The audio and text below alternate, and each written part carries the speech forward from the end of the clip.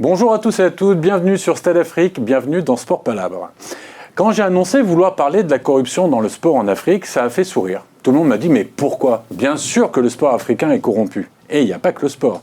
Il est vrai que si on se reporte à l'étude 2018 de Transparency International, l'organisme mondial de lutte contre la corruption, l'Afrique est en dernière position pour ceux qui luttent. Et selon Akinwumi Adesina, le patron de la BAD, la corruption coûte presque 150 milliards de dollars à l'Afrique chaque année. Mais alors pourquoi tout le monde sait et rien ne change? C'est vrai qu'on ne va pas solutionner le problème aujourd'hui dans cette émission, mais on va au moins tenter de poser les bonnes questions. Et quand? Maintenant.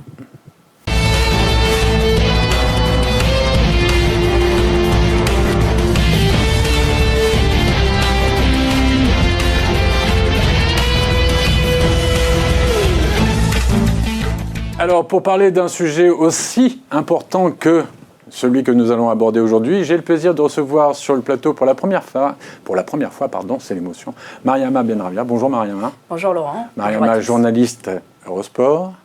J'ai le plaisir d'accueillir une nouvelle fois mon camarade Richard Naha d'AfricaFoot.com. Bonjour Richard. .fr. Bonsoir. C'est pas encore international, c'est en anglais. Non, c'est FR pour le moment. Bon. J'ai le plaisir de recevoir Abdelmalik Koudizé. Ça faisait longtemps, Abdelmalik Koudizé. Longtemps. 7 mois. 7 mois. C'est un peu trop long à mon goût, mais j'espère que la prochaine fois, ce sera plus court. Abdelmalik, journaliste sportif. Et je reçois également un ancien ex-international de rugby, un ancien grand joueur, et pas que par la taille, de rugby, mais également le patron de Vivendi, le directeur général de Vivendi Sport, Monsieur Robin Ouachou. Bonjour Robin. Bonjour. On dit quand ça fait que 2 ans, parce que ça fait que 2 ans que vous avez arrêté, on dit ex-international de rugby, enfin ex-rugbyman, on dit toujours rugbyman. Ex, ça y est, c'est acté? bien sûr que c'est acté. Bon. Robin, je vais commencer avec vous. Quand on parle de corruption en Afrique, d'abord, c'est la faute à qui au départ? Est-ce que, en préparant l'émission, j'ai cherché, il y avait l'histoire des colons, il y avait l'histoire même des rois avant, selon les tribus. On peut commencer et marquer ça à partir de quel moment, vraiment, la corruption en Afrique? Je pense qu'essayer de marquer la corruption dans le temps, ce serait un peu naïf. C'est un phénomène de société qui existe à la fois en Occident comme en Afrique, partout dans le monde. Il faut qu'il y ait des corrompus, il faut qu'il y ait des corrupteurs. Ce qu'on peut dire, c'est que c'est un fléau qui, aujourd'hui, pénalise pas mal l'avancée du continent. Mariama, en préparant l'émission, toujours, je me suis rendu compte que, malheureusement, l'Afrique, c'est un grand continent, avec le Maghreb, l'Afrique du Sud, l'Afrique anglo-saxonne, l'Afrique subsaharienne, c'est un peu la même chose partout. C'est un peu la même chose, mais à des niveaux différents, évidemment. Il y a des disparités selon les pays, selon le nord, le sud. Mais évidemment, tout le monde est concerné. Tout le monde en Afrique, le monde entier est concerné. Mais tous les pays africains aussi sont concernés. Il y en a un peu plus probablement en Afrique, ou alors c'est plus médiatisé pour les pays africains. Richard, plus médiatisé pour les pays africains, mais enfin, quand on voit les Transparency International, premier, le continent, celui qui lutte le moins contre la corruption, 150 milliards de dollars, ça coûte au continent. Là, il y a quand même un problème qui est marqué, qui est présent et qui est identifié pour le continent. Oui, Laurent, il faut d'abord partir de la base. C'est quoi la corruption? La corruption, c'est un processus où il y a un corrompu, qui est un corrupteur, qui veut avoir des avantages, et un corrompu qui facilite les avantages du corrupteur, au corrupteur. Maintenant, partant de cette base, il faut toujours remettre les choses à leur place. Vous parlez de l'Afrique, qui était toujours le continent où il y a eu, on dit le continent le plus pauvre. C'est normal, parce que les hommes sont vulnérables. Forcément, si quelqu'un qui est placé à un niveau où il sait qu'il peut prendre la décision est mentalement faible, c'est normal qu'il y ait cette corruption. Et maintenant, en parlant de l'Afrique, je pense qu'aujourd'hui, il faut, au départ de ton introduction, tu as dit l'Afrique, le continent le plus corrompu. Je pense que quand on parle... C'est pas moi qui le dis, hein. Oui, non, c'est pas toi qui le dis, mais ton introduction nous fait croire que finalement, c'est l'Afrique qui est la plus corrompue. Mais il faut dire que qui sont les corrupteurs? Qui viennent corrompre les Africains? Alors, ça, on va en parler après. Voilà. Mais Abdelmalik Richard dit un pays plus pauvre, avec des gens peut-être plus faibles. Bon, il y a des gens partout qui sont moins brillants que d'autres, ça, c'est pas, on ne va pas l'associer forcément à l'Afrique. Mais si justement il est plus pauvre, c'est parce qu'il y a beaucoup de corruption. S'il y avait moins de corruption, est-ce qu'il serait aussi pauvre à votre avis ? Après, moi, à mon entendement, et ça reste encore personnel, je crois qu'il faut distinguer deux types de corruption. Il y a, si vous voulez, une corruption de luxe et il y a une corruption, entre guillemets, de survie. Il y en a qui se laissent corrompre juste pour avoir de quoi survivre. Je viens d'un pays qui n'est pas le mieux classé en termes de lutte contre la corruption, mais c'est un peu général en Afrique. Vous avez des gens, vous allez les corrompre, mais ils prennent juste de quoi survivre, de quoi faire nourrir la famille. Mais ce sont les petites rivières qui font les petits réseaux qui font les grandes rivières. Vous savez que ça commence par ça. Je suis d'accord, je suis entièrement d'accord, mais Richard a évoqué un aspect très important. L'Afrique, d'accord, est corrompue, mais qui sont les corrupteurs ? C'est aussi ça qu'il faut retenir, c'est de ça qu'il faut parler. Parce que c'est vrai qu'il y a la corruption en Afrique, mais pas qu'en Afrique, ça vient d'ailleurs. Exactement. Alors, messieurs, ce que je vous propose, c'est qu'on regarde un sujet de Anthony Texera qui revient un petit peu sur tout ça, et après, on se posera la question de savoir qui sont les corrupteurs, qui laissent corrompre, et on reviendra surtout à ce qui nous importe le plus dans le milieu du sport. On regarde le sujet d'Anthony. Sur la seule année 2019, plusieurs affaires de corruption ont déjà éclaté. Même la plus prestigieuse des compétitions de clubs africains, la Ligue des Champions, a été fermement touchée lors de la finale qui opposait le Wydad Casablanca à l'Espérance de Tunis. La Tunisie fait d'ailleurs souvent l'objet de ce genre d'affaires, à l'image des paris truqués récemment autour des matchs de Ben Gardan. Autre affaire qui avait fait exploser la corruption dans le sport africain, l'assassinat d'un des collaborateurs du journaliste ghanéen Anas Aremewo Anas, qui avait enquêté et découvert que beaucoup d'arbitres du continent acceptaient des pots de vin avant les matchs. Il avait notamment mis en cause les arbitres, mais également le président de la Fédération ghanéenne de football, Kwesi Nyantakyi, qui serait en partie responsable de cette affaire. Après la CAN, c'est Paul Pout, alors sélectionneur de la Guinée, qui a été interdit à vie d'exercer toute activité liée au sport sur le territoire guinéen. Seulement voilà, ce genre d'affaires s'arrête aux frontières du pays. Paul Pout est donc libre de s'engager pour une autre fédération, alors que son nom est associé à des affaires de corruption en Guinée. Aujourd'hui, le problème semble découler d'un facteur clair. Le sport et la politique sont trop liés sur le continent. Les agents également sont venus tout remettre en cause. Devenus gourmands et parfois même véreux, ils poussent les sélectionneurs à choisir l'argent plutôt que de faire évoluer certaines fédérations, ce qui ne semble pas déranger les patrons de celles-ci. Mais alors pourquoi la CAF ou même la FIFA ne prennent pas de mesures concrètes pour punir les protagonistes de ces affaires ? Tout d'abord, il est difficile de sanctionner car les mises en cause font parfois partie des plus hautes sphères des États, comme des ministres ou des présidents de fédérations. De plus, les preuves sont rares dans beaucoup de cas, ce qui complique le travail des instances de justice. Le constat paraît alors sans appel, le football est utilisé pour faire du profit, gagner de l'argent, ce qui prend le pas sur le côté sportif. Robin, il y a plein de choses dans le sujet d'Anthony, on aborde beaucoup de thèmes, mais je reviens pour le sport. Et notamment sur un pays que vous connaissez bien, le Cameroun. J'ai lu que M. Simon Ngog Belek, je ne sais pas si je dis bien son nom, le président de la mutuelle camerounaise des arbitres de football, la MUCAF, a déclaré qu'en 19 ans, il a été approché à tous les matchs pour agir sur un arbitre, sur un résultat, sur une faute. Tous les matchs. Et c'est la même chose quasiment pour tous les joueurs, tous les entraîneurs, tous les coachs. On se posait la question tout à l'heure de savoir qui était le corrupteur. J'ai bien vu où voulaient en venir Richard et Abdelmalik, et à juste titre. Mais pour le moment, restons sur un point de vue local. Local, bien sûr. Il est clair que là, ce ne sont pas des puissances étrangères qui cherchent à corrompre le président de la mutuelle des arbitres au Cameroun. Entièrement d'accord. Je pense qu'il y a une précision de contexte qui doit être faite. Je pense que l'intégrité ne peut pas être à géométrie variable. Donc, quand on parle de ce principe de dire que vous avez une mission, une responsabilité, vous l'assumez dans la mesure du possible de façon intègre, elle ne peut pas être à géométrie variable. C'est-à-dire un peu, on triche un peu, on arrondit.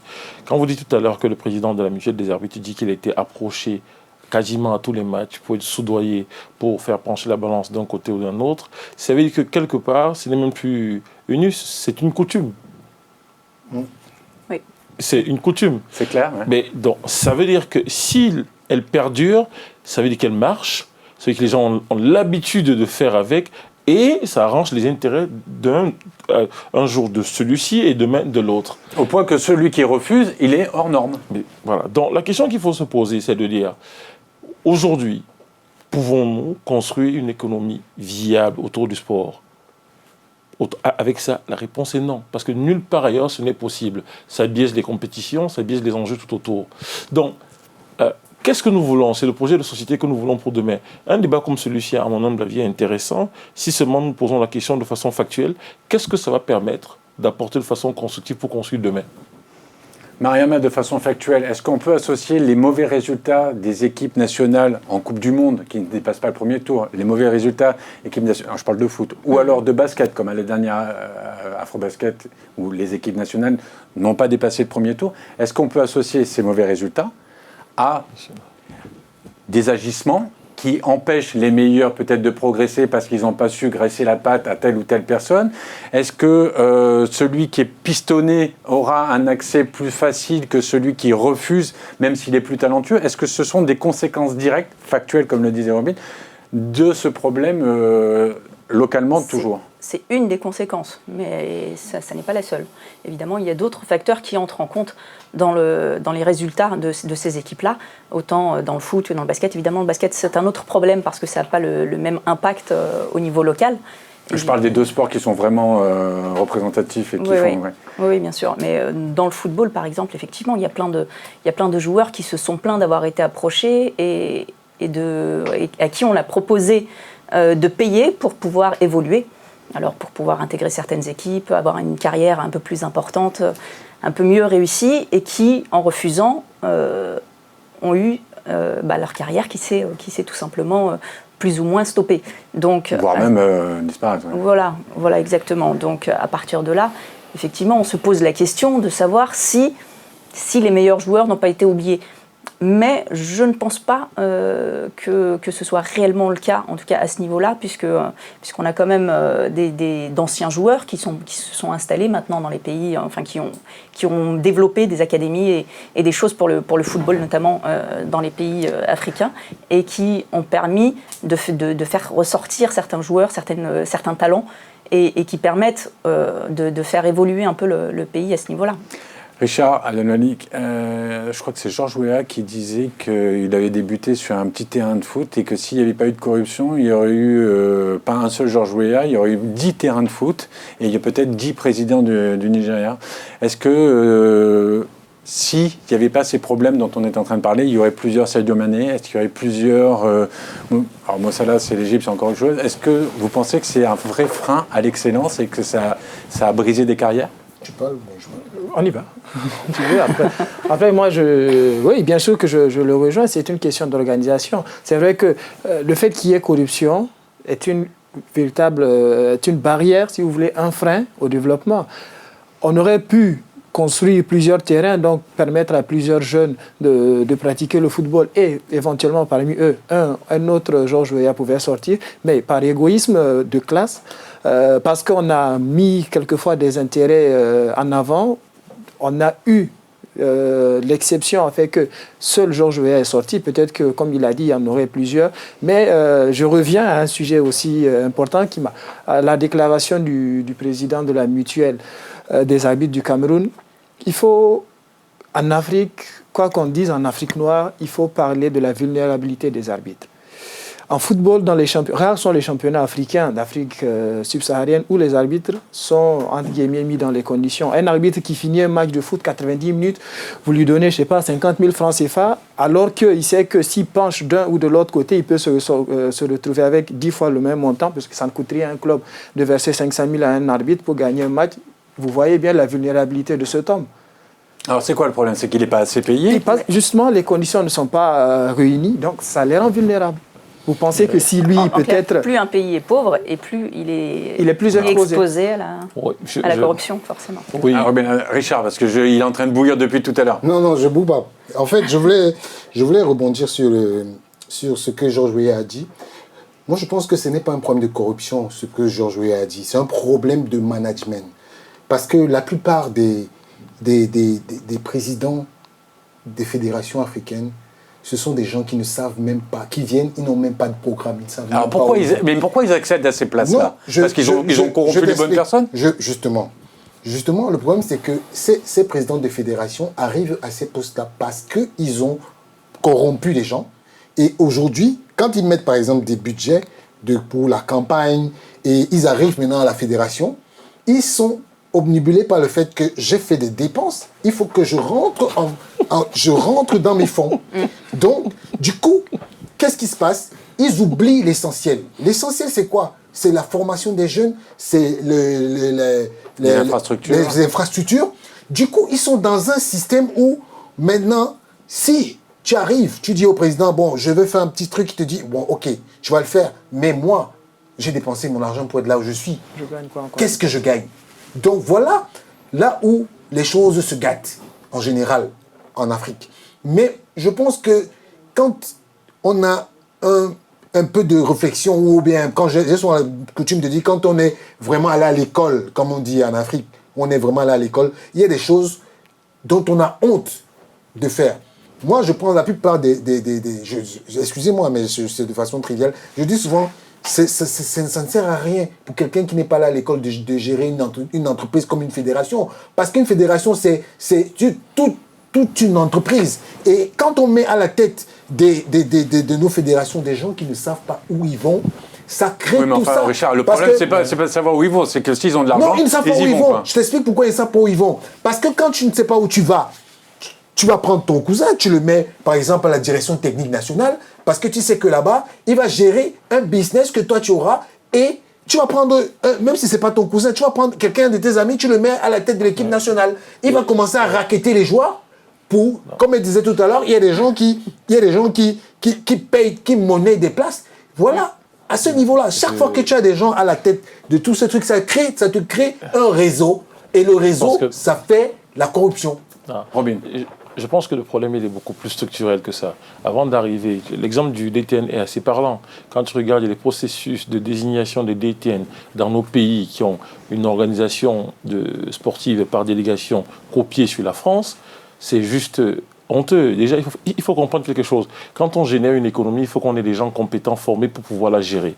Ce n'est pas parce qu'on a été un bon sportif qu'on va être un bon entraîneur, qu'on va être un bon président de fédération ou bien qu'on va être un bon dirigeant de club. Ça n'a rien à voir, c'est des métiers aujourd'hui. Les politiques sportives que nous avons dans nos pays doivent être repensées. Elles ne sont pas inclusives, elles ne sont pas faites pour aujourd'hui. Les aspirations de la jeunesse de ces gamins qui sont nés en 2000-là ne correspondent en rien. Comment vous pouvez expliquer que dans nos pays, il y ait des budgets qui soient votés tous les ans pour conduire la politique sportive et que, quelle que soit la compétition majeure que vous avez dans le monde, les premiers pays africains pointent à la 100e place? Non, mais parce que justement... C'est la question qu'il faut se poser. Comment? Donc on peut créer un environnement avec la conséquence, la corruption qui au bout, c'est que le résultat de quelque chose qui a été mal pensé, qui n'est pas structuré et qui n'est pas organisé. Vous voulez dire quoi, qu'il manque de garde-fous? Ah ben il manque de garde-fous. Il faut repenser la façon de faire. Qui pense, c'est justement ces gens... Moi, je reviens à ce que je dis. C'est justement ces gens, quand tu as un commerçant qui prend la tête d'un club, il a pour objectif d'arriver à la fédération. Quand il arrive à la fédération, qu'est-ce qu'il pense? Il sait qu'il vient avec ses méthodes de commerçant et il les implémente. Comment tu vas demander à un commerçant de penser futur? Mais déjà, Richard, comment un commerçant peut imaginer être le patron d'un grand club? Mais justement, le commerçant, quand il arrive... Robert Louis Dreyfus était commerçant. On revient à la thématique du sujet, la corruption. Le commerçant, qu'est-ce qu'il fait? Non, mais commerçant, Robert Louis Dreyfus était commerçant, c'était patron d'Adidas. Non, mais écoutez, je t'explique. C'est pas le même commerçant. Un commerçant en Afrique n'est pas la même, c'est pas la même dénomination en Europe. Ah ben, un commerçant, c'est quelqu'un qui fait du commerce. Exactement. Voilà. Et justement, quand on a la tête de nos fédérations des commerçants, ils viennent avec des méthodes de commerçants. Alors moi, ce qui me choque plus, par exemple, vous parlez de commerçants, on va parler d'autre chose que du football, même si c'est quand même le sport sur lequel ça agrège beaucoup de corruption. On avait fait une émission, je crois que vous y étiez, Abdelmalik, c'était l'année dernière, concernant les jeux athlétiques d'Assaba l'année dernière, en 2018. Assaba, au Nigeria. Ouais. Un fiasco total, les joueurs qui sont arrivés, qui dormaient dans les aéroports. Mais oui, vous étiez là, on avait reçu une athlète qui avait participé. Le patron de l'athlétisme en Afrique, c'est un colonel camerounais. Pareil, comment se fait-il, je ne sais pas si ça rejoint ce que disait Robin, comment se fait-il qu'à la tête d'une fédération d'athlétisme, on ait un colonel ou un général, peu importe, un militaire? Est-ce que ça, tout de suite, on peut s'imaginer que ça ne va pas forcément se passer comme ça devrait se passer si j'étais un sportif ou quelqu'un qui a une histoire. Je pense qu'on en revient au réseau, là. On en revient au réseau, encore une fois. Allez-y. Pour compléter mon propos, la compétence de la personne qui prend la tête est importante, mais surtout, il faut aussi porter un programme. Aujourd'hui, si vous posez la question... En dehors de son programme personnel. Hein. En dehors, quel que soit, que ce soit un commerçant, que ce soit un musicien, peu importe. Il y a la compétence de manager, de leader qui peut avoir, mais quel est le programme? Aujourd'hui, quand vous posez la question très clairement, quelles sont les ambitions des fédérations africaines? Quelles sont leurs aspirations pour les 5 les 10 prochaines années? Elles sont où? Et si oui, le programme posé, comment est-ce qu'on évalue cela? Moi, il y a un indice pour moi qui est probant. Vous regardez toutes les compétitions juniors, minimes, cadets. Si vous n'êtes pas représenté là, comment pensez-vous avoir des champions de demain? Si tu n'as pas de gamins en moins de 18, en moins de 20, en moins de 23, qui rivalisent avec les meilleurs des autres nations à travers le monde, comment tu peux penser, sauf à faire ce qu'on a dans le foot aujourd'hui, de temps à autre un génie? Moi, je dis toujours, quand on regardait, les championnats de clubs de foot avant étaient même souvent meilleurs que la CAN. Que la CAN, exactement. Étaient meilleurs que la CAN. Et comment expliquer que des années passant, de temps à autre, tu as un ovni qui sort comme ça d'un pays, un gamin qui a du talent. Pourtant, les foot, ce qu'on appelle les interquartiers, les petits championnats de quartier, amassaient plein de gens et te sortaient. La Diouf sort d'un de ces championnats comme ça. Tu avais des talents qui sortaient de partout. Donc comment expliquer? Ça n'existe plus, ça. Mais tout ça est tombé en déliquescence. Ça veut dire qu'on a non seulement détruit tout ce qui existait déjà avant et qu'on a été incapable de proposer quelque chose de structurant pour l'avenir. À partir de quand ça a disparu? On a rompu le lien, Robin? Moi, à mon avis, je pense que depuis que les jeux scolaires ont perdu en qualité, on va dire il y a 10-15 ans. Parce qu'il y avait des jeux scolaires qui mine de rien, ils existent toujours, hein, les jeux scolaires. Mais ils n'ont plus, je veux dire, ils n'ont plus la ferveur qu'ils avaient, parce qu'on a perdu beaucoup de qualité en termes de cadre technique. Pourquoi? Parce qu'on revient toujours à la même chose? Parce qu'on a mis le cousin du commerçant de Richard? Parce qu'on n'a pas les compétences, on n'a pas les hommes adéquats au poste qu'il faut. Si c'était le cas, mais vous savez, on ne se bat pas contre les évidences. On le verrait avec les gamins qui seraient formés. On verrait. Attends, à la suite de M. Ouachou, moi je voulais, parce que comme on parle de fédération, je voulais prendre, il y a des exemples aujourd'hui, quand même, qui montrent que quand on a des gens à la tête des fédérations qui pensent, et ça marche. Je vous prends un exemple simple. Vous avez vu la fédération mauritanienne de football. Il y a quasiment 10 ans, elle n'était pas si florissante que ça. À la tête de la fédération, il y a un monsieur qui est un homme d'affaires. Hein. Il est un homme d'affaires, un commerçant. Non, c'est pas un commerçant. C'est un homme d'affaires. Non, écoutez, non, c'est pas... On peut considérer, si vous voulez, mais je dis... Il fait du commerce. Si vous voulez. Mais il est entré dans la fédération. La première idée qu'il a eue, c'est de construire le siège de la fédération. Quand il a construit le siège de la fédération, il s'est dit non.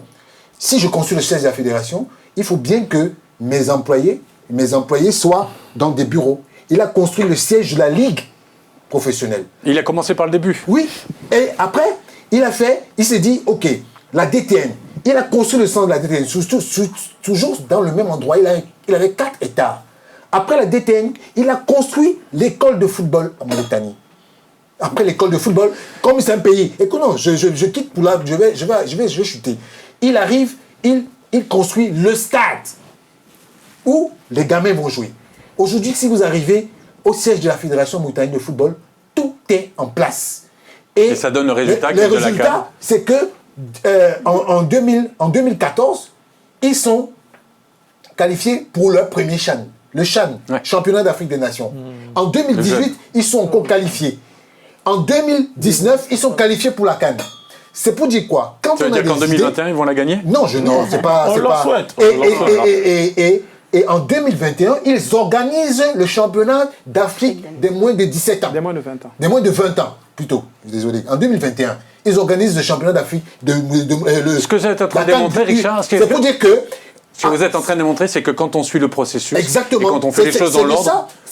Quand il dit ça, en fait, c'était cet exemple qui me vient en tête. Abdelmalik, pourquoi ce qui semble tellement évident, même quand Richard l'explique, pourquoi les autres ne l'appliquent pas? Après, ça dépend, comme on a parlé de programme.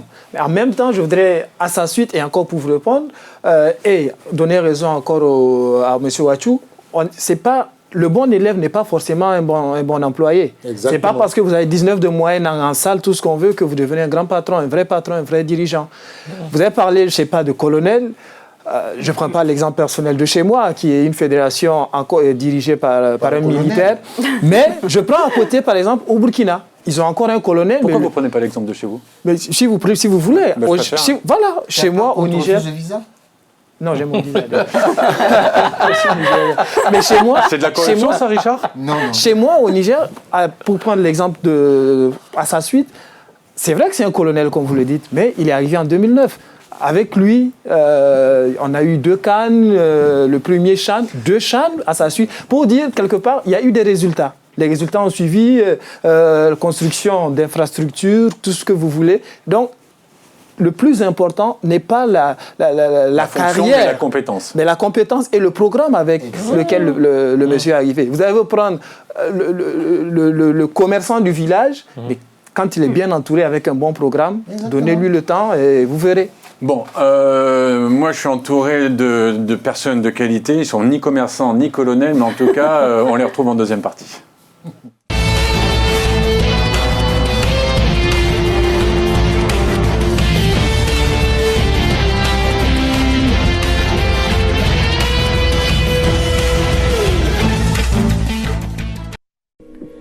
Bonne nouvelle pour tous les passionnés de sport, l'application Stade Afrique est enfin disponible. Où vous voulez, quand vous voulez, l'application Stade Afrique vous permet de suivre tous vos programmes en direct ou en replay. Sans oublier le meilleur des actualités sport Afrique à travers notre fil d'infos, ainsi que toutes les diffusions de vos programmes préférés sur notre grille de programmes.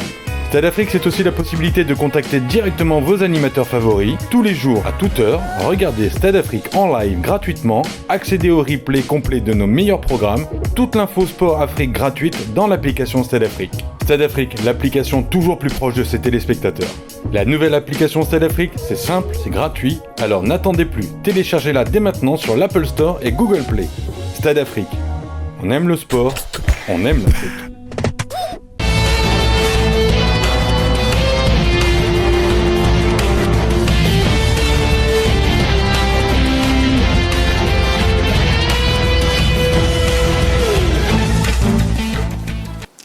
Stade Afrique, deuxième partie, corruption en Afrique, mythe ou triste réalité. On se retrouve toujours avec Mariam Amenrabia, Robin Ouachou, Abdelmalik Oudizé et mon camarade Richard Naha qui est en pleine forme comme d'habitude.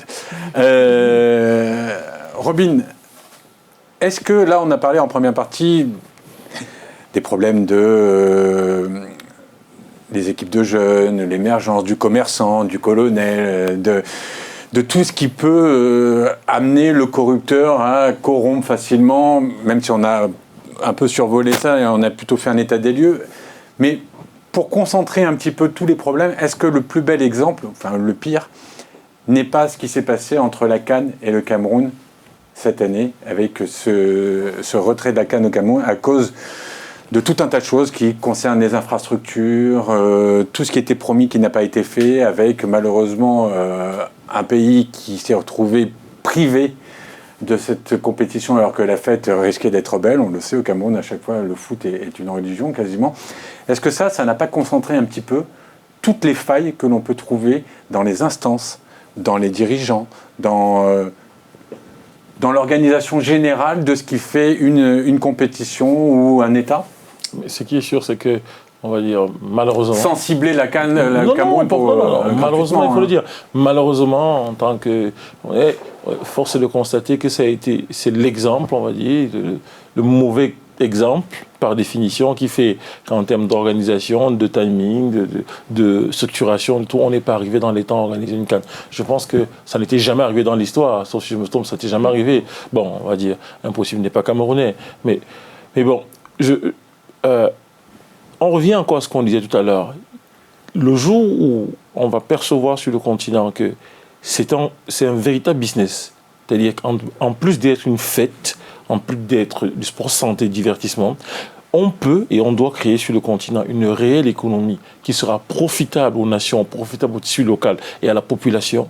Et le seul moyen d'y arriver, c'est de mettre les choses dans le bon ordre. Comme l'exemple de Richard tout à l'heure. De toute façon, on ne peut pas faire autrement. On ne peut pas faire autrement, sinon ça se saurait.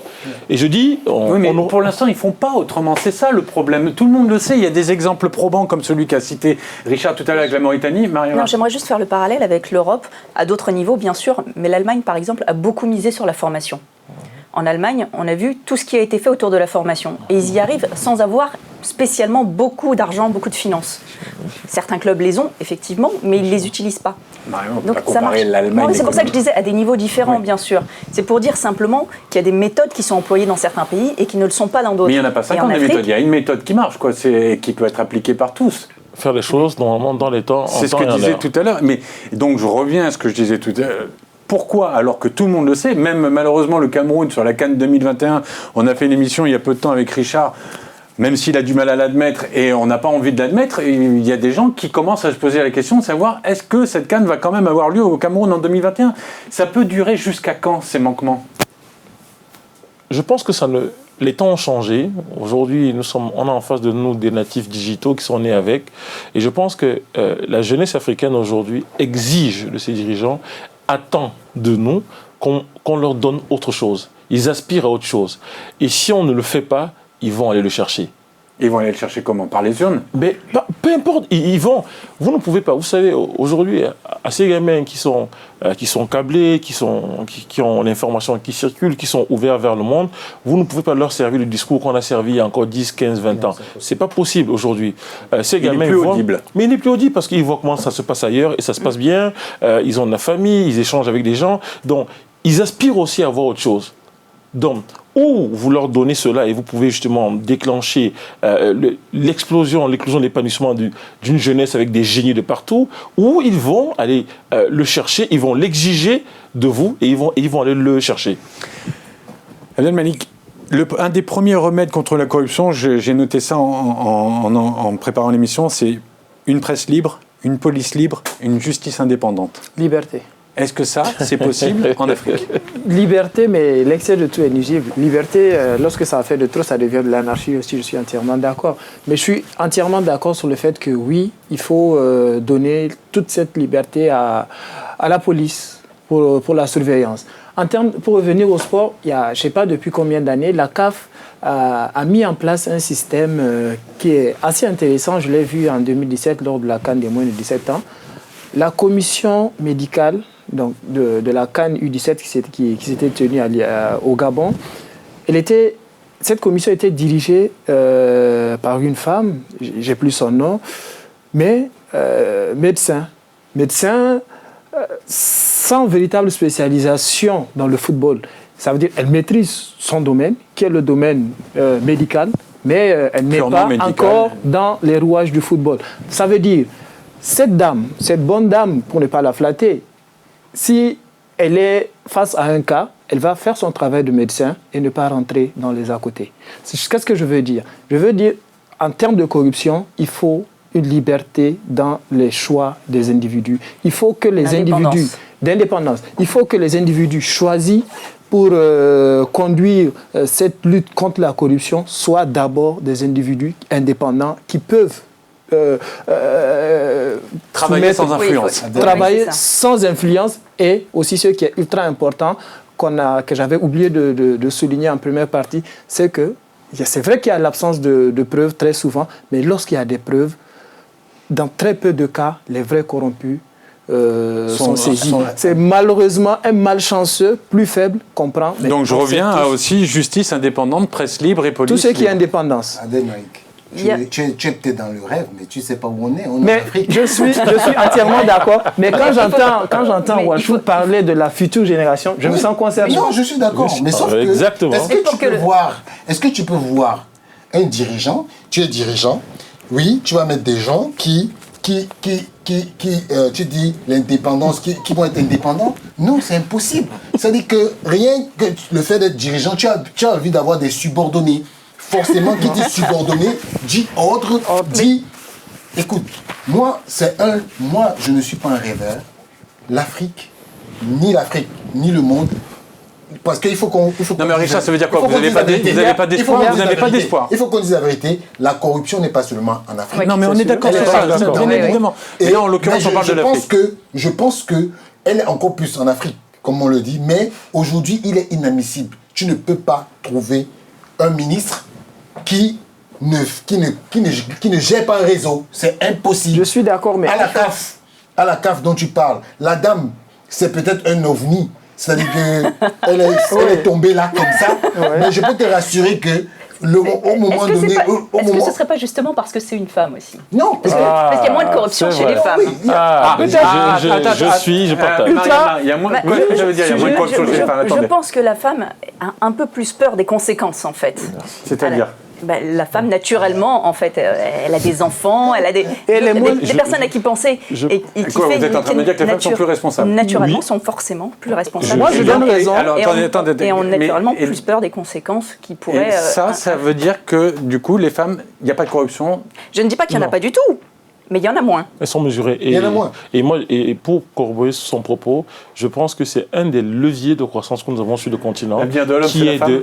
Non, mais bien au-delà de ça, c'est de responsabiliser, de donner plus de responsabilités aux femmes sur le continent, parce que je pense qu'elles ont subi, et elles ont vu les travers, compris les hommes lorsqu'ils avaient les clés du camion. Je pense qu'elles feront plus de bien au continent que les hommes. J'en suis intimement convaincu. C'est vrai, c'est l'exemple de Kagame.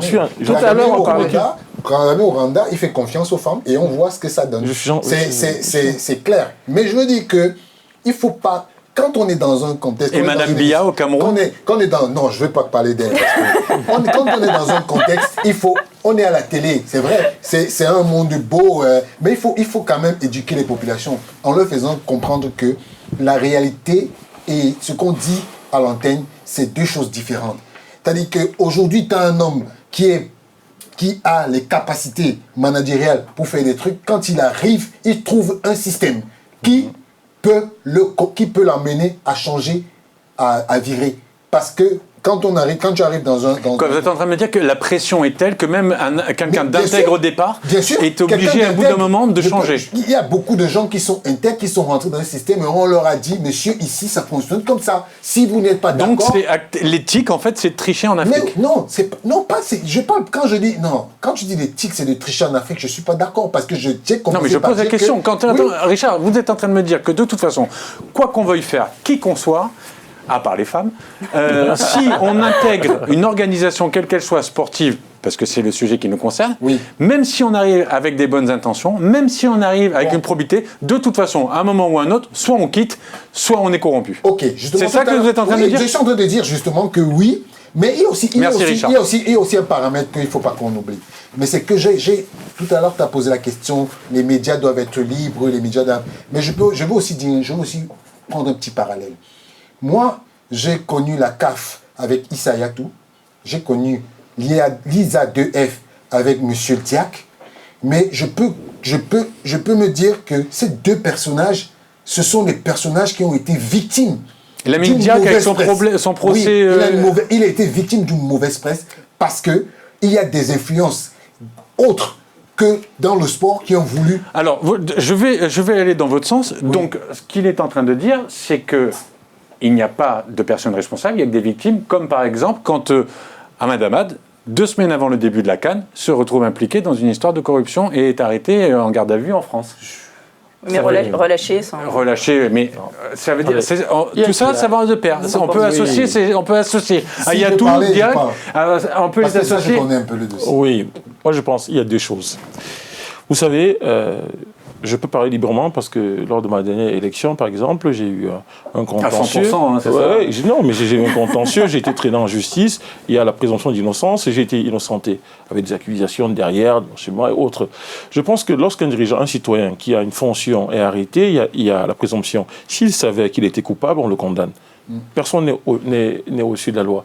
Cependant, je pense qu'on ne peut pas continuer à se cacher derrière le langage de dire que c'est comme ça sur le continent, on ne peut pas faire autrement, ça ne changera pas. Et donc le propos de mon confrère Abdelmalik a du sens de dire, mais oui, je me sens interpellé. Je suis jeune africain, c'est nous qui avons construit ce continent. Non, ça peut changer. Et je suis de ceux qui pensent aussi que les choses vont changer. Et qui peut faire changer eux, cette génération, peut faire changer les choses? Bien sûr, bien sûr.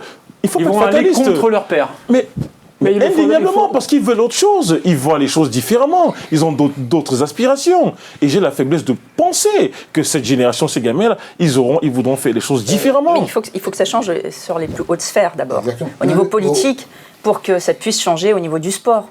Évidemment, c'est ça qui influence forcément toutes les institutions derrière. Si on a un pays corrompu, forcément, Oui, on est d'accord que le sport n'est qu'un bout de l'iceberg. Mais quand on regarde les pays justement en Afrique les plus développés, ils sont un peu moins corrompus. On regarde par exemple les Seychelles, qui sont classés 28e au niveau mondial. Oui. Qui est le pays le moins, enfin celui qui a la meilleure note par rapport à transparence. Exactement. Et ben les Seychelles, est-ce qu'on entend beaucoup d'affaires de corruption? Mais est-ce que les Seychelles, pour le grand public, on peut associer les Seychelles à l'Afrique? Est-ce qu'on associe les Seychelles au Soudan, qui est le dernier l'exemple du Botswana. Oui. Mais Laurent, tout à l'heure... Mais alors, pour terminer ce que dit Mariama, nous, on parle par le prisme du sport, notre petit prisme du sport, mais le problème est bien plus grand. Oui. On est d'accord. Mais non, je veux revenir sur l'exemple. Et moi, je veux revenir sur quelque chose, c'est moi qui décide, c'est l'émission, mon cher ami Richard. La CAF et notre ami Ahmad. Oui. On a fait l'émission la dernière fois ensemble, justement, on faisait le bilan de la CAN. Vous avez été, vous aussi, d'accord avec nous en acceptant de dire que Ahmad avait fait bouger les choses et que c'était un des premiers présidents à avoir fait bouger autant les choses pour le foot, la confédération du foot africain. Résultat, il se retrouve 15 jours avant la CAN, embarqué dans une histoire où apparemment il n'y est pour rien puisqu'il a été relâché le lendemain. Est-ce qu'un homme comme lui, de par sa fonction, peut véritablement faire changer les choses, ou est-ce qu'il va, comme vous disiez tout à l'heure, au bout d'un moment être obligé de rendre les armes et soit de quitter pour X ou Y raison et il ne fera pas 30 ans comme a fait Ayatou avant, ou alors malheureusement il peut lui arriver de gros problèmes. Bon, ok, au sujet de M. Ahmad, par rapport à son affaire dont il a été arrêté ici et blanchi, à Paris, et blanchi, moi je veux dire un truc, il faudrait que nous, la presse, qu'on arrête de faire de la manipulation. Parce que... Mais quelle presse? Ahmad, la presse africaine et européenne. Parce que le lanceur d'alerte de cette histoire, c'est Jeune Afrique, pour ne pas les citer, et RFI. Je veux dire un truc. Dans cette affaire, tout le monde a voulu tomber sur le monsieur parce que c'est normal que la CAF, dans cette affaire par exemple, la CAF a commandé. Il n'était plus en contrat avec Adidas. Le contrat avait expiré depuis 2017 et M. Ayatou, à la CAN 2017, la CAF commandait, achetait à partir de le contrat expiré en 2017 et ils avaient eu une réserve d'équipement qui finissait en 2018. Et maintenant, M. Ahmad a fait un appel d'offres pour que les sociétés Adidas Égypte, Puma Allemagne, bref. Donc, la CAF, depuis 2018, est cliente. Elle achète son matériel. Elle n'est pas sous contrat avec un quelconque équipementier. Non mais ça, c'est le sujet. Je reviens dessus pour dire que on ne peut pas faire croire aux gens, oui, le président de la CAF a été corrompu. Pourquoi? Parce qu'il a décidé il a dit à Puma, monsieur, vos équipements ne nous conviennent pas. Richard, c'est un prétexte, on est d'accord. Non, c'est un prétexte, mais je veux dire que on ne peut pas. C'est nous de la presse qui avons commencé à meuter les foules et à faire croire que oui, le président de la CAF est corrompu. Mais pourquoi? Pourquoi? Parce que Ahmad dérange? Non, justement, le problème c'est qu'il y a des gens qui ne veulent pas que le sport en Afrique évolue. Par conséquent, il faut toujours faire porter à un dirigeant le chapeau de corruption de tel ou de tel. D'accord. Alors, qui ne veut pas que le sport évolue? Est-ce que ce sont des puissances étrangères, par exemple? Mais bien sûr, ce sont des puissances étrangères qui veulent contrôler le sport en Afrique. Je suis désolé de le dire. Je suis désolé de le dire parce que, prenons le cas de M. Diack, par rapport à l'affaire de M. Diack. Pourquoi? Parce que son fils a une agence qui contrôle un peu l'IA2F, on veut l'empêcher de travailler. Le président actuel de l'IA2F a une agence marketing. Mais on parle de dopage, on ne parle pas d'agence marketing. Non, mais justement, on parle de dopage. Avec des Russes en plus. On a voulu faire porter ce chapeau à ce monsieur parce que il dérange, il a mis les Russes il a commencé à travailler avec les Russes, ce qui ne plaisait pas forcément aux puissances étrangères. Abdelmani, vous êtes d'accord avec tout ça? En partie, en fait... Vous êtes d'accord sur le fait qu'il y ait des gens qui veulent contrôler le sport africain? Entièrement d'accord. Sur le cas de Hamad, je suis entièrement d'accord. Il faudrait qu'à un moment donné, que la presse africaine, là je m'adresse principalement à la presse africaine, que cette presse africaine se responsabilise. Il faut qu'on prenne nos responsabilités et arrêter d'être influencés. Mais est-ce que la presse africaine est corrompue? Oui. Alors, là, clairement, oui. Honnêtement, là, j'en parle parce que, oui, c'est mon domaine et je sais parce qu'elle est beaucoup plus influencée. Voilà. Moi, je pense pas qu'elle est influencée. Moi, Robin. Je ne partage pas l'avis de mon cher confrère Richard qui dit que notre pathologie est due aussi au fait qu'il y ait des puissances étrangères qui veulent contrôler. Le monde est fait d'intérêts. Ne soyons pas naïfs. Le monde est fait d'intérêts. Donc chacun veut contrôler un autre. La question qui se pose, c'est comment est-ce qu'on le fait? Est-ce que celui qui est supposément être contrôlé a envie de s'épanouir et de se libérer? Je pense qu'aujourd'hui, le continent africain, le sport africain, là, appartient aux Africains. Les Africains doivent être à même de faire des choix par rapport à leurs intérêts, par rapport à leur vision, par rapport à leur devenir. Servir le discours d'antan qui dit qu'il y a toujours des puissances qui essaient de nous prendre, ça dure dans un salon, une minute. Mais moi, il y a une question que je pose. Qu'est-ce qui nous empêche de structurer des académies, d'avoir une politique sportive qui soit inclusive, sociale, de construire des infrastructures lorsqu'on fait des jeux qui laissent un héritage, donc qu'on peut utiliser après? Qu'est-ce qui nous empêche de le faire? La puissance étrangère, machin. Mais alors non. Donc c'est notre bonne volonté. Nous complaisons aussi dans cette... Le système arrange les uns et les autres et leurs intérêts particuliers, dont je pense aujourd'hui qu'il faut que nous ayons aussi le discours responsable. Et ça, il faut qu'on se le dise entre nous aussi, de dire, attendez, n'allons pas chercher des responsables ailleurs. Nous sommes quelque part responsables. Nos enfants, quand on les accompagne à l'école, on dit, étudie bien, travaille si tu vas avoir un avenir demain. Donc, ils construisent son avenir. Comment tu peux dire que ton avenir appartient toujours à quelqu'un d'autre, ou bien c'est quelqu'un d'autre qui te le construit? Non. Je partage cet avis parce que notre salut, moi je dis notre salut parce que je suis d'origine algérienne, donc je suis aussi africaine, donc notre salut viendra effectivement que de nous-mêmes. Mais il y a d'autres éléments qui entrent en compte là-dedans. C'est par exemple le fait que la plupart des transactions en Afrique se fassent en espèces. Ça facilite forcément les... Parce que les réseaux bancaires ne sont pas assez structurés ou parce que c'est une vraie volonté? Un peu des deux. Il y a un peu des deux, effectivement, mais je pense que c'est un vrai problème au niveau local.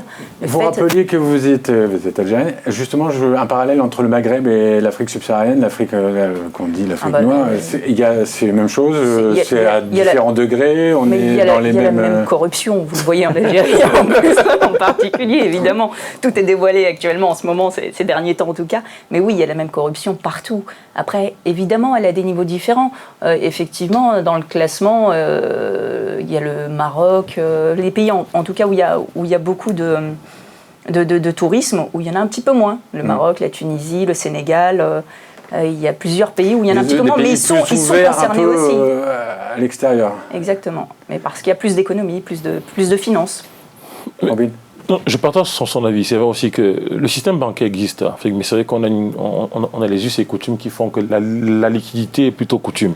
Mais moi, je pense, et j'ai l'intime conviction, et je peux par moments aussi être un peu à contresens. Il y a un exemple. Quand un sportif africain s'entraîne parce qu'il aspire à aller jouer dans le meilleur championnat, il prend son avenir en main. Il travaille dur. Comment expliquer que lorsqu'il faut prendre des décisions qui sont plus conséquentes pour les gens qui font autre chose, on dit non, ça dépend des autres.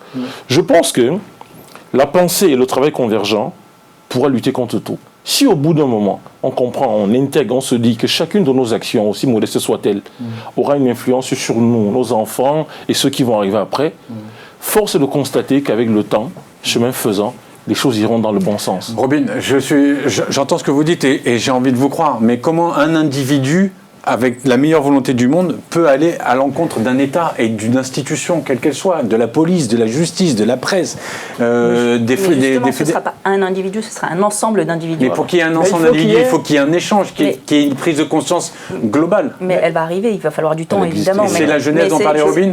Je crois que évidemment, mais Internet, les réseaux sociaux, tout ça, ça aide à aller dans ce sens. C'est un premier pas.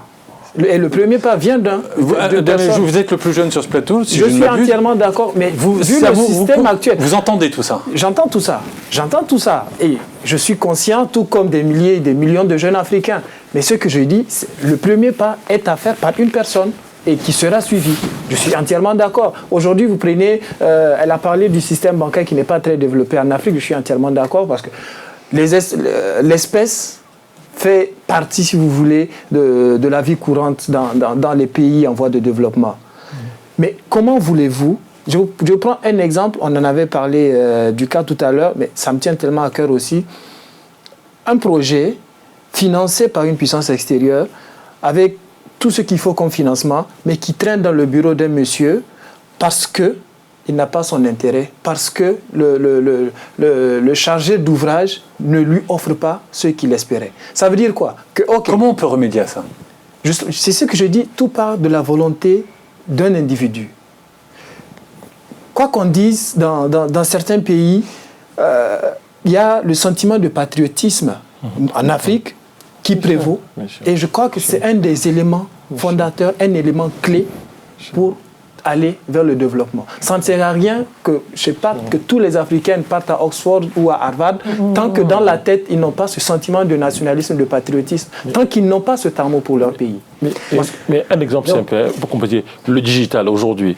Vous voyez, il y a des choses que personne n'aurait jamais vues, mais la diaspora peut partager un document qui est sorti dans un pays, à l'autre bout du monde, à la corne de l'Afrique, à l'instant T, quelqu'un le prend en photo et le partage. Ça crée, les gens réagissent. Et il faut aussi dire quelque chose aujourd'hui. La diaspora, dans la plupart des débats qu'il y a eu sur le continent, était un peu déconnectée parce qu'il fallait prendre un avion, partir. Aujourd'hui, elle partage, elle communie avec le pays via les réseaux sociaux, prennent des positions, font des meetings, s'organisent, interpellent leurs dirigeants via ça. Donc, chemin faisant, je suis positif, moi. Je pense qu'il y a une prise de conscience qui doit être effective d'abord par les Africains eux-mêmes, Africains et Africaines, doivent se dire que notre avenir nous appartient. Nous devons faire des choix qui nous concernent et ensuite être responsables. Voilà, tout simplement. Quand au bout d'un moment on décide d'organiser une compétition où on fait un choix, on prend une équipe, on ne prend pas les meilleurs, on perd, le responsable c'est d'abord nous et personne d'autre.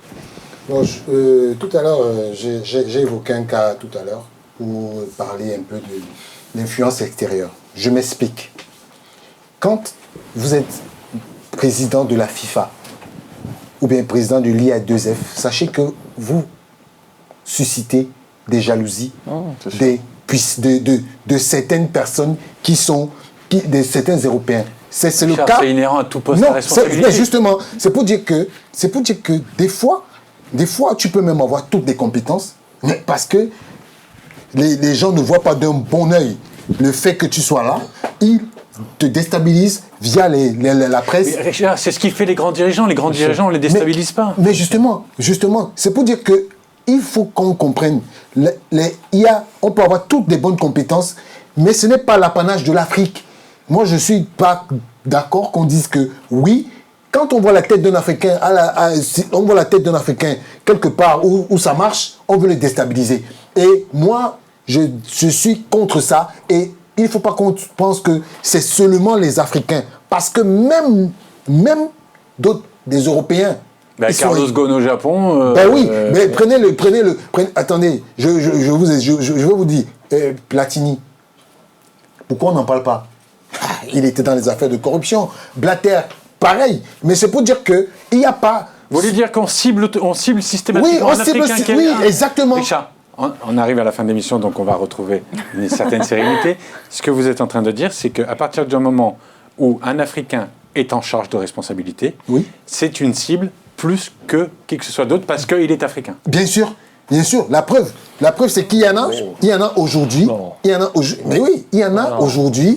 a aujourd'hui qui sont à la tête de certains. Regardez par exemple, je veux un peu me lancer. Regardez depuis que les États-Unis ont gagné la Coupe du Monde 2026. Avec on ne parle le plus Canada de corruption. et Mais vous pensez sincèrement que la corruption est finie dans le monde du football? C'est faux. Non. Moi, On va terminer l'émission. Richard, Oui. Robin, je vous écoute. Non, là, moi, je ne partage pas ton avis, mon cher confrère. Je pense que l'Africain a un poste de responsabilité, n'est pas forcément une cible plus qu'un autre. Lorsqu'on est responsable, on est tributaire, on entraîne des jalousies, des convoitises, et le jeu, c'est de te stabiliser. La principale différence, c'est de savoir, est-ce qu'on a la dimension, est-ce qu'on a la tête, est-ce qu'on a de la fonction, ou bien on ne l'a pas. Mais on sera toujours sujet à des invectives, à des attaques, qu'on soit Kenyan, Chinois, Européens, c'est pareil. Maintenant, est-ce qu'on est prêt pour ça? Est-ce qu'on peut faire le boulot ou pas? Bon, ça, c'est encore une autre question. Mais pour revenir sur Platini et Blatter, tous les deux ont été suspendus et on en a parlé pendant assez longtemps. Donc, mais est-ce que c'est pour autant que aujourd'hui on parle moins de corruption? Il y a la corruption qui existe toujours. Oui. Mais elle existe forcément, on Bon, l'apprendra Mariama, je suis peut-être obligé un de jour. vous couper, mais ce sera l'occasion de refaire une deuxième émission. Juste un mot pour terminer. Abdelmalik, En fait, moi, j'allais en fait. est-ce que vous êtes optimiste pour la Optimiste pour le Vous voulez changement, prendre ma mais place? si vous permettez, je prends votre place pour poser une question à Richard. Je suis d'accord que lorsqu'un Africain peut-être occupe un poste de responsabilité, qu'il y ait des jeux contre lui, mais est-ce que ce jeu souvent ne vient pas de l'Afrique? Exactement. C'est une très bonne question. Richard, je laisserai nos téléspectateurs réfléchir à cette question. Juste un dernier mot. Vous êtes optimiste pour l'espoir? Optimiste. Bah oui, Très hein, c'est le optimiste. continent, on est optimiste. Ah ben moi, j'y crois, moi. Mariama, Je l'avenir. dirais optimiste, oui, mais peut-être pas dans les 10 ans qui arrivent. Sauf pas si, tout de suite. sauf Voilà, si ce ce sont sera les pas femmes pour qui tout de prennent le pouvoir. Oui, mais ce ne sera pas pour tout de suite non plus, je pense. Merci beaucoup de nous avoir suivis. Merci beaucoup d'avoir participé à l'émission. Je vous dis à très très vite. Nous, on se revoit la semaine prochaine sur les réseaux sociaux. Vous savez comment ça se passe, le replay, abonnez YouTube. À très vite et continuez à nous suivre sur Stade Afrique. À bientôt. Ciao.